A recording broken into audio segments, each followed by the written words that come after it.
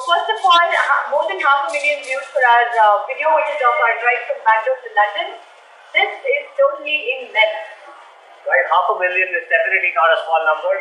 Thank you so much for all the love, support and encouragement you guys have been showing. It's 500,000 and counting. So thank you so much for all of that. Really means a lot to us. Yeah, and we seriously didn't expect our video to receive so much of love and support. So thank you all from the bottom of our hearts. And we also sorted more than 2,500 comments, of which some of them are questions or queries from all of you. So we've jotted down 25 questions and we'll try our level best to answer most of them. So let's get started. Here we go. So how long did you take to prepare? So we took approximately 3 months before the trip to prepare for the visas and the pre-trip prep kind of a thing, and the service of the vehicle. Our duster, our champion duster. Last night? Yeah. So it was totally 3 months that we took for the whole preparation of the trip. What documents did your car require? Okay, so this basically what is called car name. So this is a document which is issued from the Government of India. So this allows you to take the vehicle out of India, and it also holds you to get the vehicle back without sending it outside.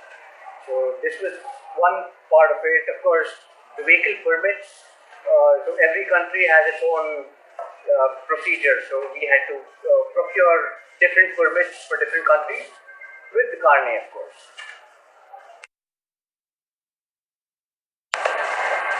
So did you apply for visas for all countries?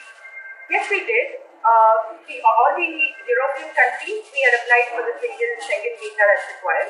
And apart from that, we had applied for the UK visa and Myanmar, Thailand, Russia, Kyrgyzstan, Uzbekistan, Kazakhstan. So we had to apply for visas for all these. So totally about 10 visas. Yeah.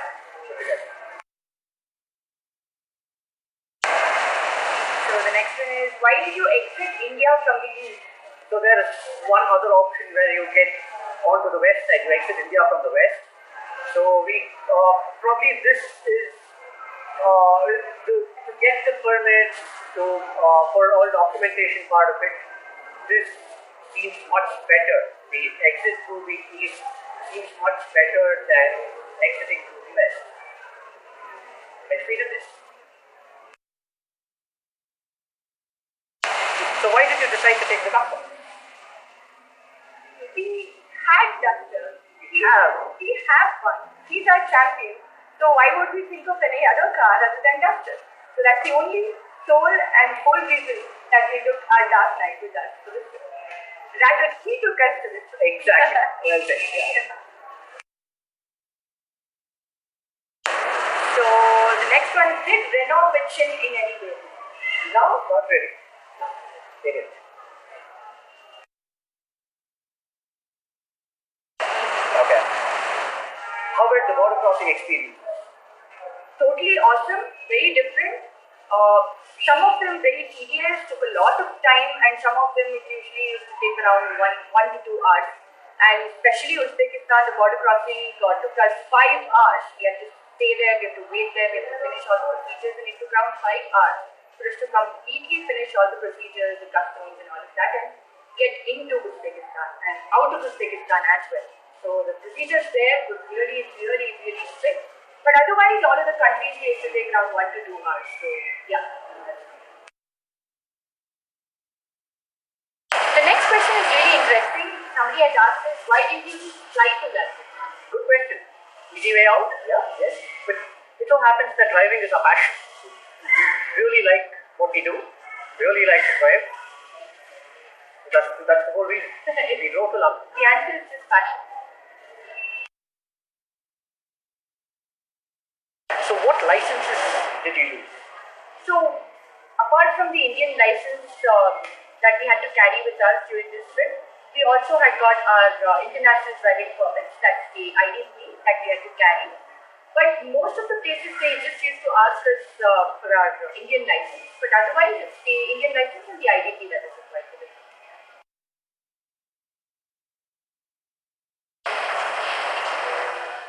the next question, how did you manage driving both sides of the road with a right-hand drive car?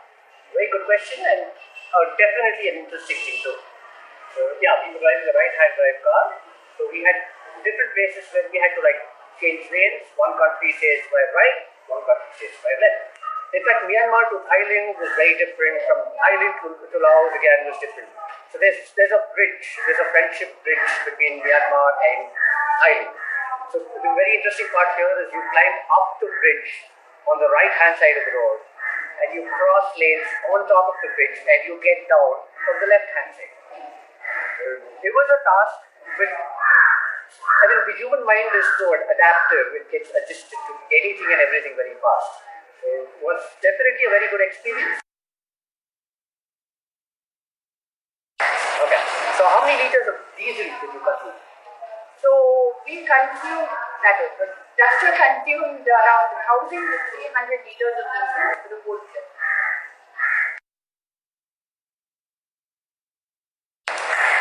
So, did you have any car breakdown during the trip? We were very fortunate. No, the staff side behaved very, very well. We had niggles, yes. So, I mean, the positive side was the air which was spilled into the tires here in Bangalore, went all the way to London and came back. Yes, guys, I mean it. So we never touched the nozzle. Yeah. No flat tires, fortunately, and no breakdown as such. So it was never restricting for us. But yes, we had little hiccups here and there. So I lost two of my wheel bearings. So probably I had a leak from the gearbox. So I lost some gearbox oil. So I had to like top it up every now and then. No major issues. Very fortunate.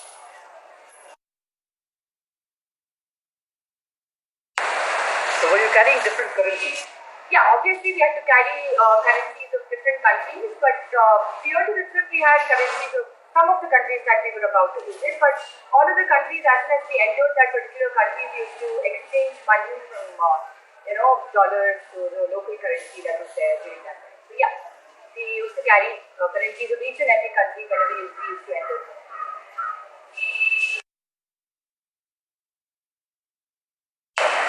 So, did you drive single-handedly throughout? Oh, okay. Yeah. Yes, guys. It was a very, very big dream of mine to drive from Bangalore to London single-handed. I mean, I really wanted to do this for the kind of passion I have for driving, and very fortunately, she was very, very cooperative. So Yes, I did it.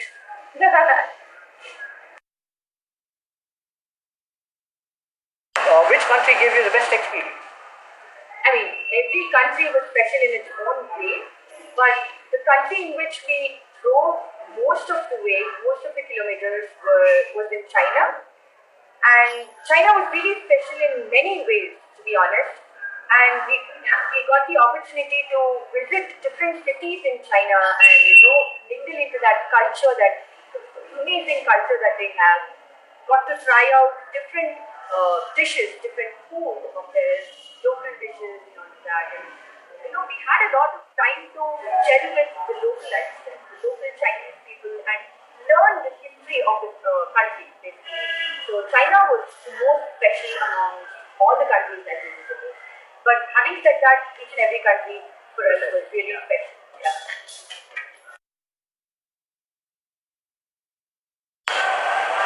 And does a duster touch 200 kilometers per hour? Interesting. A lot of people don't believe this when I say.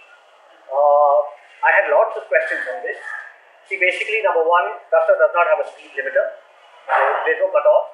So as long as you press it, it goes. But yes, based on the engine capacity, it has its own limitations. But if you have the right decline, and if you push the vehicle, I mean, if you just go on the throttle, it definitely does touch 200. So I couldn't believe my eyes when we actually saw this, when we did it. But I had my speedo get stuck at about 155. So I went on cruise control and started stepping up. So we also had a GPS device to track the real speed. So not 200, but 198 for sure. And you will see this in the video. Yeah.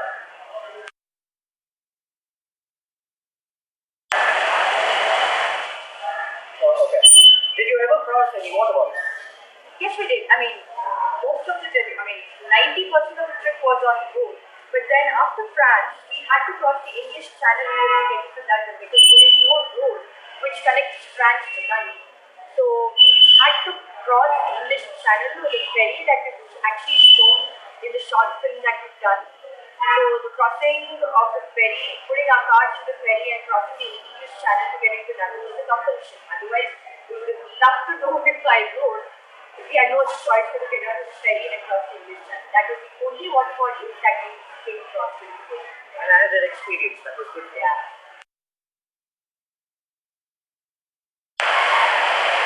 So what spares were you carrying with you?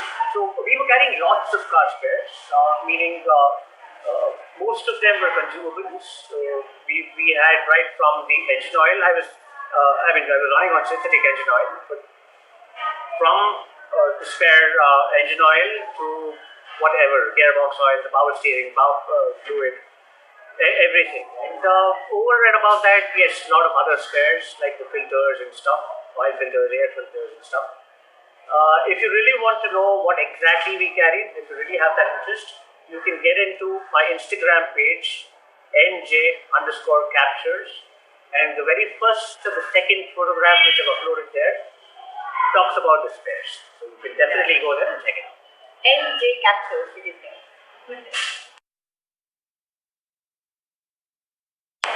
Okay. So how did you manage food everywhere? See, basically I'm a vegetarian. So my speculation about the whole trip was my time in China. Because that's the country which was a little dreadful for me before the trip if I thought about it, because Chinese, it's all non-vegetarian for them, and according to me, I had assumed and thought that they would laugh at the fact that we would eat vegetarian food because they don't relate to it actually. But it was so surprising for me that I had no problem at all when I was in China to get vegetarian food from each and every restaurant or any place that we had been to in China. Vegetarian food was not at all a problem for me. But having said that, because of the speculation that I had, because of the doubts that I had in my mind, I had carried a lot of ready-to-eat food from home, from Bangalore. And I had thought that it would be of total help to me during the whole trip, and wherever I wouldn't get vegetarian food and all that. But surprisingly, by God's grace, each and every place had to offer something or the other in vegetarian. So I was totally happy with it. I survived with grace. So that is not at all a problem. And for non-vegetarians, Feast. yeah, Definitely. totally a feast for all of them. I mean, they've got to try out different cuisines, different dishes of different cuisines, and they really freaked out.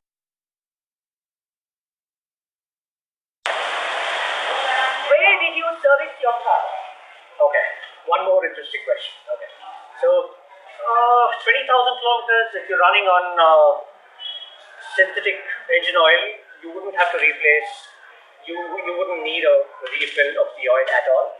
So we did not service the car anywhere. So of course we changed the air filters somewhere, I think in say the end of China.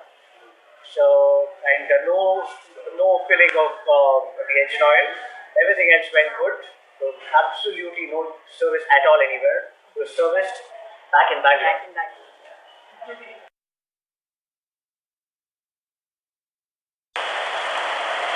Okay. So how were the people everywhere? Were they friendly? So, see, we've always believed in the fact that if you smile, you'll get a smile back. And if you're good, if you send in good thoughts, you'll get double the good thoughts from others. So that was the same thing when we visited each and every country during our trip. Everybody in every country was happy to receive us, was always smiling, and always ready to help us if we wanted some help. So it was, no day was a day wherein we used to get disturbed by the kind of behavior from them towards us and all of that. It was really, really nice. We loved the people everywhere, each and every country that we visited, each and every city of each and every country that we visited. Everybody was friendly, smiling, always helpful.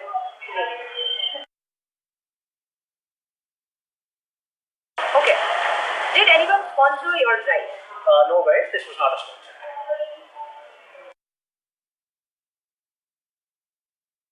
Okay, the next one. This isn't true at all. It's all edited and fake. Okay, so if it were to be so, we would probably have driven around the world twice. And made a video of it. So, yeah.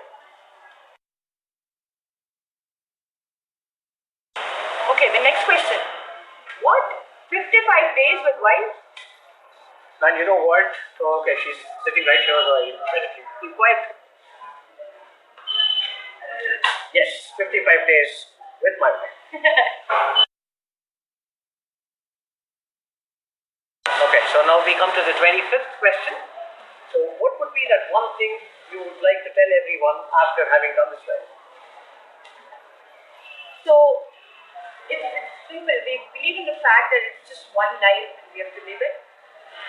But I'm not saying it just like that. If you have some dream, we believe in chasing our dreams, to work hard and to chase our dreams. I mean, not every dream will just happen like that, and we have to work hard for that. So we believe in working hard and achieving our dreams. So that's what I would like to tell everybody out there. Just work hard, make your dreams come true.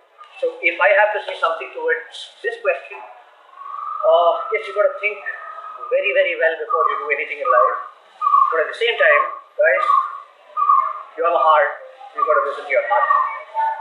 So, life comes once, live it, listen to your heart, got to live it.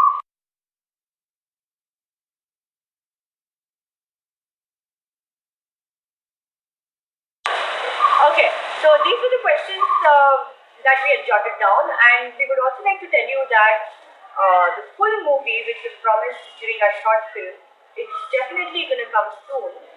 But the fact is, like we did in our short video, even this time we have decided not to give our work and footage to anybody, but to do it ourselves. I mean, the editing part of it and producing the whole movie in total. So since we are doing it on our own, it will definitely take some time for us to do it because of our different commitments that we have. So we promise you that it will come soon. So, stay tuned, guys.